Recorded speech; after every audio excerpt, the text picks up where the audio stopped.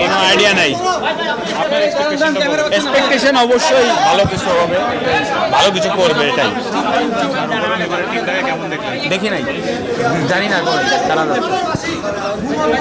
দেখি নাই, টিম আসলেই দেখি নাই।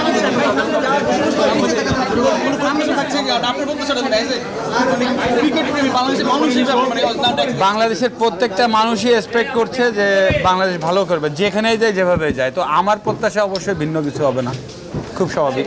আর একাদশ নিয়ে আপনি কোনো ধারণা নেই? না, আমার সিরিয়াসলি কোনো ধারণা নাই, আমি দেখি নাই।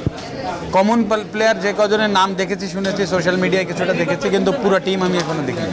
দলটা নিয়ে বিষয়টা শুনেছেন, দলটা কেমন লেগেছে ভাই? আমি তো পুরো দলই জানি না কারা আছে, এখন আমি বলতে পারছি না।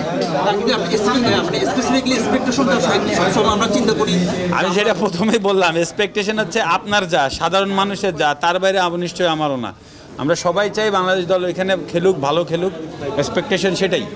আসলে একটা বিষয় হচ্ছে যে আসলে আপনি যে বলছিলেন যেসব প্লেয়ার যারা তাদের যে অ্যাচিভমেন্ট অনেক সীমিত সামর্থ্যের মধ্যে সর্বোচ্চ যায়, অলিম্পিকে সরাসরি কোয়ালিফাই করছে। আমাদের ক্রিকেটে তো অনেক প্লেয়াররা অনেক ফ্যাসিলিটি পায়। এই যে দেখেন না, যত প্রশ্ন সব ক্রিকেট নিয়ে, এই জন্য বলতেছি ক্রিকেট বাদে করেন। আপনারা যত ফোকাস করবেন অন্যান্য গেম,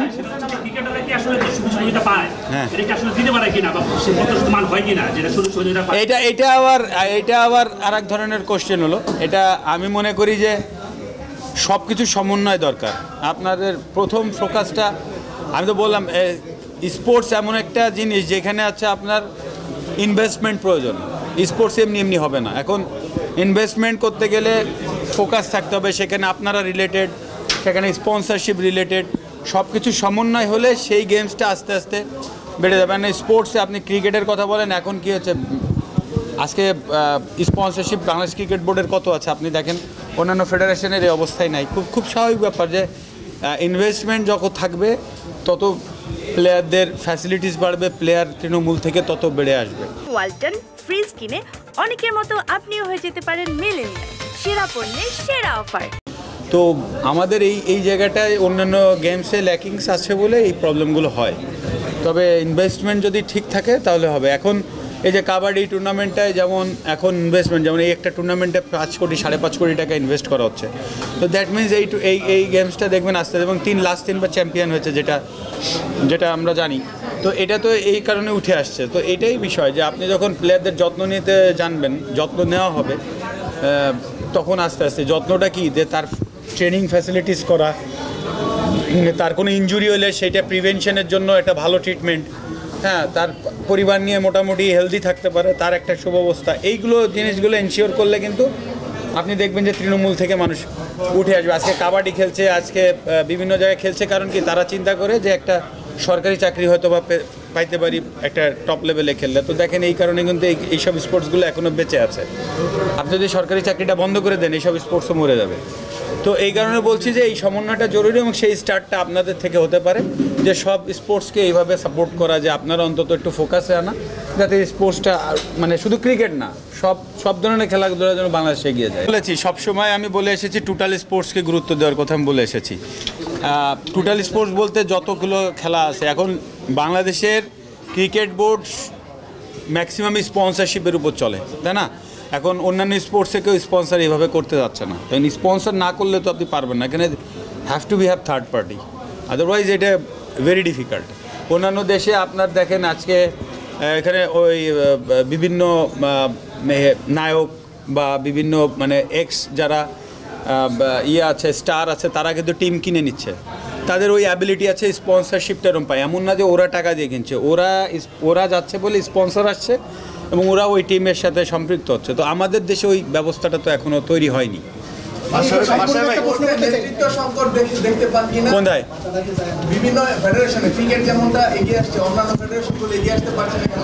সেখানে নেতৃত্ব সংকট আছে কিনা, এবং আপনি এগিয়ে আসতে চান না? আমি এগিয়ে আসতে চাই, আমার এগিয়ে আসায় কিছু, আমি তো আর সব ফেডারেশনের দায়িত্ব নিতে পারবো না, এটা তো একটা কথা হলো না। আর নেতৃত্ব সংকটও না, আমি জানি না কোথায় সংকট, আমি সব ফেডারেশন তো আমি ঘুরিনি, আমি খালি চোখে যেটা দেখছি আমি সেটাই বলছি। আজকে এই যে কাবাডির দেখে আজকে আপনাদের এত মানুষ দেখে ভালো লাগছে, তার মানে কি আপনাদের ইন্টারেস্ট আছে।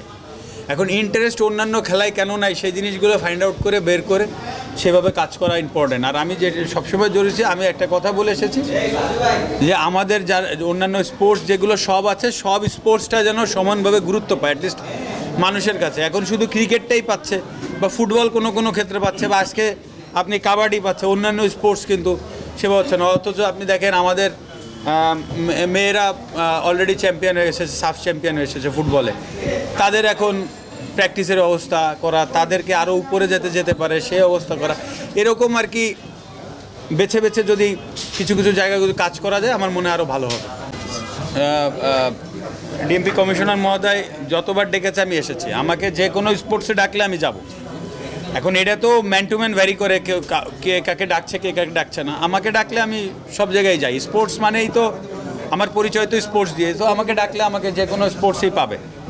এখন এটা আমার ভেতর থেকে আসে। এখন সবাইকে তো ডাকতে হবে বা কোন কোন জায়গায় কাকে ডাকছে সেটা তো আর আমি জানি না, সেটা আমি বলতেও পারবো না। আচ্ছা, আরেকটা বিষয় বললেন আপনি উপরে, সেটা হলো যে অলিম্পিকে যদি বাংলাদেশ পদক পায় সেটা হবে বিশ্ব সর্বজনীন যে আমাদের জি। যে অবদান, এই বিষয়টা নিশ্চয়ই তো আপনার মধ্যে তো খারাপ লাগে। ক্রিকেটার দেখেন, সদস্য এখানে কথা বলছি ক্রিকেটার হিসেবে, সংসদ সদস্য হিসেবে না। তো এখন যদি আপনি টোটাল স্পোর্টস দেখেন, সারা পৃথিবীতে সবথেকে বড় টুর্নামেন্ট অলিম্পিক। এখন সেইখানে অলিম্পিকে আমরা হিটেই টিকছি না এখনও। ওয়ার্ল্ড কাপ নিয়ে যায়, হ্যাঁ, এখনও কিন্তু আমরা হিটে টিকি না কোনো ইসে। তো এখন আমরা কয় স্টেপ তাহলে পিছিয়ে আছি। এখনও আমাদের হিটে টিকলে তারপরে পদক যে কোনো তিনটার একটা আমরা পাওয়া। তো আমি বলছি এই কাজটা অনেক কঠিন, এই কাজটা এত সহজ না। তাই কিন্তু যদি আজকে ইন্ডিয়া আমাদের পার্শ্ববর্তী দেশ ইন্ডিয়া এখন ব্রোঞ্জ পাচ্ছে, সিলভার পাওয়া শুরু করেছে, ইভেন কি গোল্ডও পেয়েছে।